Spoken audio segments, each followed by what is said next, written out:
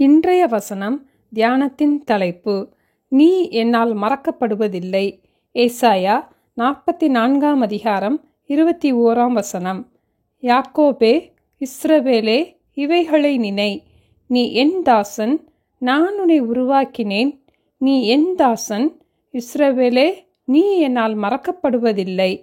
நம்மை உருவாக்கின ஆண்டவர், வானத்தையும் பூமியையும் இந்த உலகம் முழுவதையும் உண்டாக்கினவர் நம்மை பார்த்து நீ என்னால் மறக்கப்படுவதில்லை என்று சொல்லுகிறார். ஏனெனில் அவரே நம்மை உண்டாக்கினவர். சங்கீதம் 139 15-16 நான் ஒளிப்பிடத்திலே உண்டாக்கப்பட்டு பூமியின் தாழ்விடங்களிலே விசித்திர வினோதமாய் உண்டாக்கப்பட்ட போது என் எலும்புகள் உமக்கு மறைவாய் இருக்கவில்லை. என் கருவை உம்முடைய கண்கள் கண்டது. என் அவயவங்களில் ஒன்றாகிலும் இல்லாதிருக்கும் போதே அவைகள் அனைத்தும் அவைகள் உருவேற்படும் நாட்களும் உமது புஸ்தகத்தில் எழுதியிருந்தது என்று வாசிக்கிறோம்.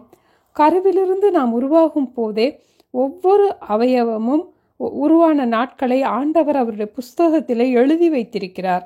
ஆண் குழந்தையா பெண் குழந்தையா என்பதை ஆண்டவர்தான் கருவிலே தீர்மானிக்கிறார். சங்கீதம் 119:73 உம்முடைய கரங்கள் என்னை உண்டாக்கி என்னை உருவாக்கிற்று என்று வாசிக்கிறோம்.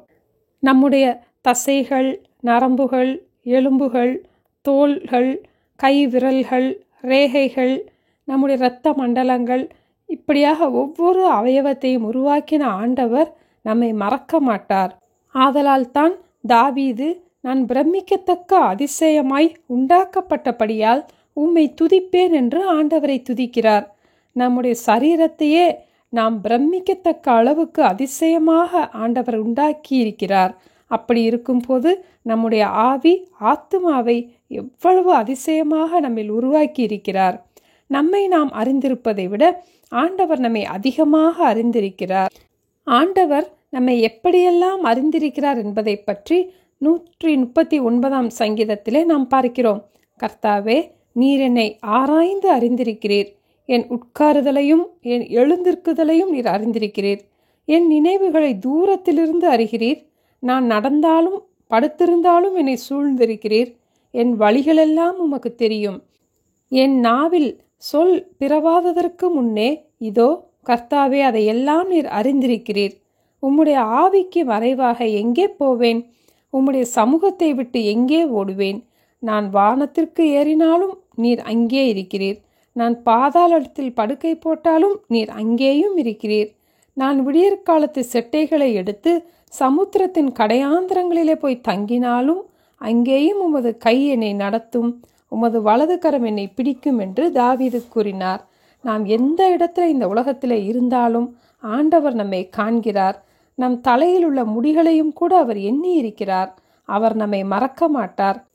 நாம் அவருடைய நாமத்திற்காக காண்பிக்கிற அன்புள்ள பிரயாசத்தையும் மறந்து விடுகிறதற்கு ஆண்டவர் அநீதியுள்ளவர் அல்லவே. ஆண்டவர் நம்மேல் நினைவாயிருக்கிறார். அவர் நம்மை விட்டு விலகுவதும் இல்லை, நம்மை கைவிடுவதும் இல்லை. யாக்கோபே, இஸ்ரவேலே, இவைகளை நினை. நீ என் தாசன், நான் உன்னை உருவாக்கினேன். நீ என் தாசன், இஸ்ரவேலே, நீ என்னால் மறக்கப்படுவதில்லை. நம்மை மறவாத தேவனை நாமும் மறவாமல் இருக்க கவனமாக இருப்போம். அவர் நம்மை விட்டு விலகவும் மாட்டார், நம்மை கைவிடவும் மாட்டார். அவர் நம்மை மறக்கவும் மாட்டார். ஜெபிப்போமா? எங்களை நேசிக்கிற எங்கள் அன்பின் ஆண்டவரே, எங்களை மறவாத ஆண்டவராக நீங்க எங்களோடு கூட இருப்பதற்காக உங்களுக்கு ஸ்தோத்திரம் அப்பா.